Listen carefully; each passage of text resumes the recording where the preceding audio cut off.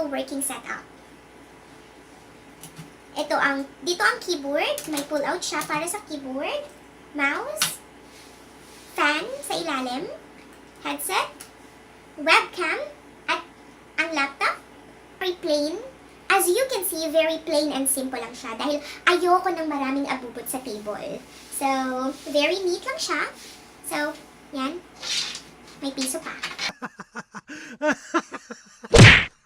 Hello guys! This is Kath and welcome to my channel.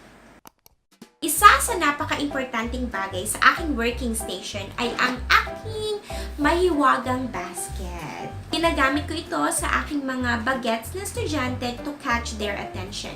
For example, do you like flower? And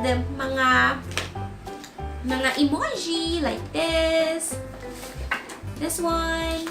So, ginagamit ko to. For example, I'm asking about their condition. Like, how are you today? Are you happy? Are you sad? So, ito yung aking mga props. So, madali lang naman gumawa to. Pre-nint ko lang siya at idilikid sa cardboard at nilagyan ng popsicle stick sa likod para may handle. Okay. More emojis. This one. Perfect. For example, nakasagot sila ng question. Pwede mo ito ipakita. Oh, perfect. Or, wow, you did a good job. Another thing, this one. Do you have any questions? Yan. Very helpful siya kasi nakaka-catch talaga yung attention ng mga bata.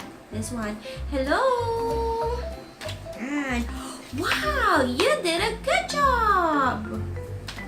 Meron din ako dito ang ginagamit ng mga cards. Like this one. Alphabet. H, X, T, R, O, N, and so on. So, ginagamit ko to teach my students the alphabet. So, meron siyang big letter and small letter and a picture that begins with that letter. So, for example, this one, H, hamburger. So, in that case, mas madali nilang ma-remember yung letter. Oh, hamburger, letter H. It starts with letter H. Like that. I also have here the action words card. So, this one, verbs. Kapag nagtuturo ng verbs, pwede siyang magamit. For example, this one, eat. May word na eat and then at the same time, merong picture.